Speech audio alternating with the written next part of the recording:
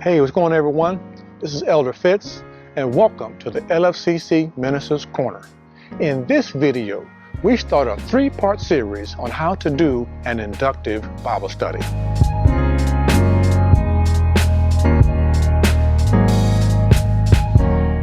So what is an inductive Bible study? Well, it's an investigative way of studying Scripture.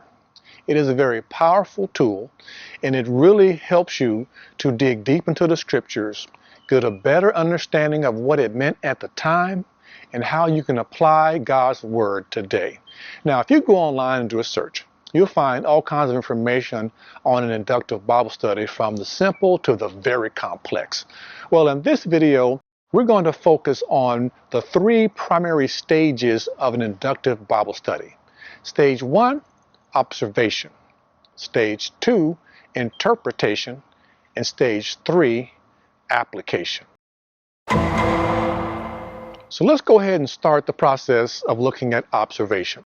Now, whenever I prepare to teach on Wednesday night Bible studies, this observation stage is so critical, because it's an opportunity for you to look at the Scriptures just for what it says.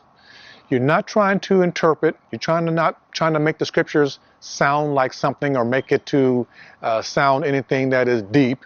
You're not trying to worry about cross references. You're not worrying about trying to look at Greek and Hebrew words, or concordances, or commentaries, anything of that nature.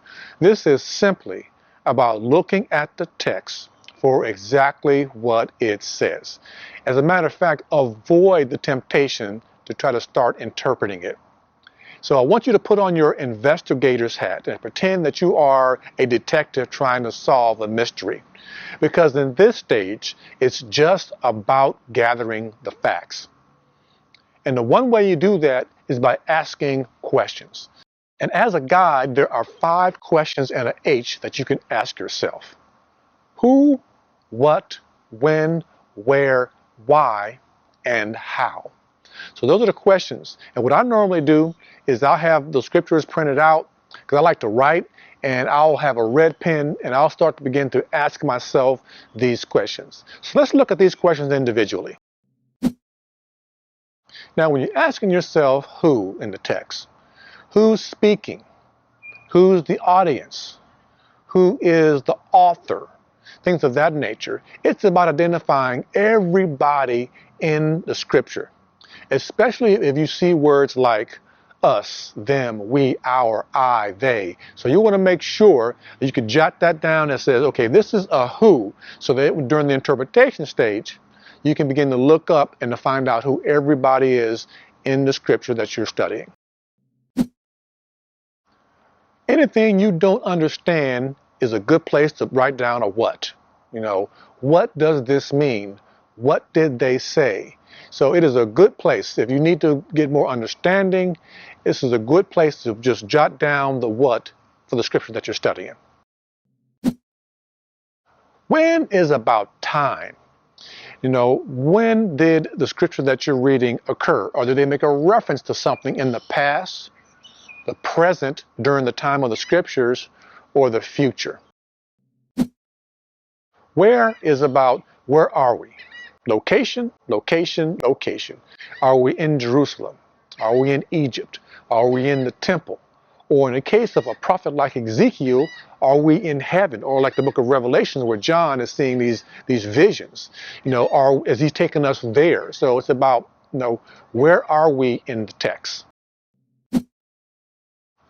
Why is when you want to investigate the cause. Why did they say that? Why did he go there?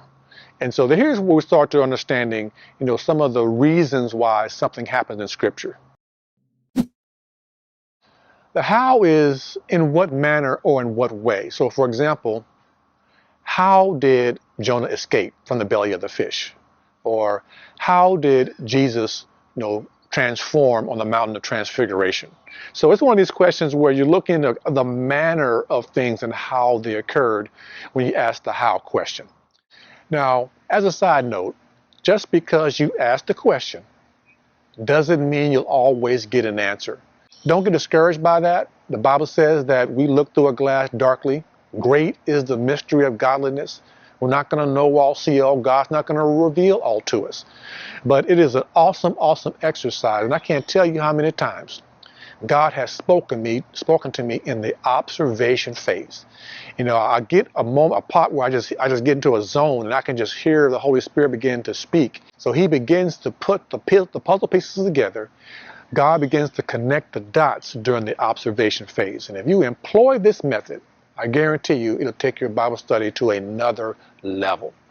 Well, anyway, thank you so much for watching this video. For those of you who have a YouTube account, do me a favor, go ahead and subscribe and hit the notifications bell so that you get notifications every time I upload a video up to the LFCC Minister's Corner. I really appreciate you all. God bless you. And remember, in the next video, we are looking at interpretation. God bless you. We'll see you next time.